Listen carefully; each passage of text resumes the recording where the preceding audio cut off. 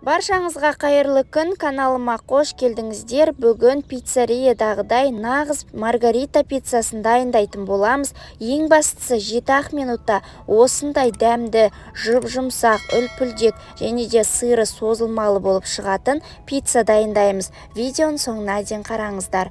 Алдымен жылы суға жылы сүтімізді, одан кейін сұйық майымызды құйып, одан кейін ашытқымызды және де тұз қантымызды салып, жақсылап араластырып аламыз. Бұл жерде дрожжыңыз ең бастысы свежий болуы қажет, тұрып қалған болмауы керек, себебі дұрыс көтерілмей қалады. Барлығын жақсылап араластырамыз, басын біріктіреміз.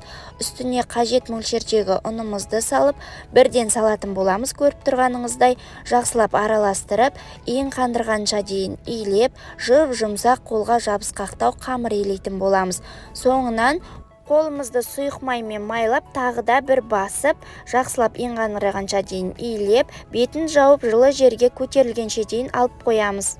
Ешқандай апара дайындамаймыз, бірден илеп, көтерілгенше дейін алып қоямыз. Менде жарты сағаттың ішінде көтеріліп шықты.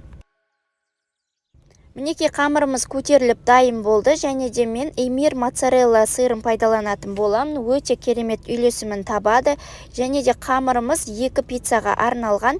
Қолымызбен жайып, бортиктарын дайындап шығамыз. Үстіне болгарский кетчупты пайдаланамын, барлық дүкендерден кездеседі. Оны да жағып, одан кейін помидорымызды жіңішкелетіп турап қойып шығатын боламыз.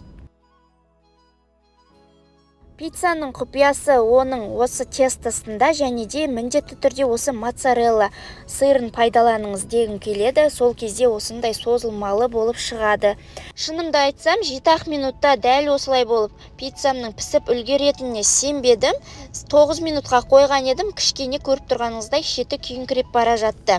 Өте дәмді болып шығады. Тез арада міндетті түрде осы пиццаны сіздер де жасап көрулеріңіз қажет. Ал менің рецептім ұнап жатса, лайк басып, достарыңызбен бөлісіп, каналға тіркелуді ұмытпаңыздар.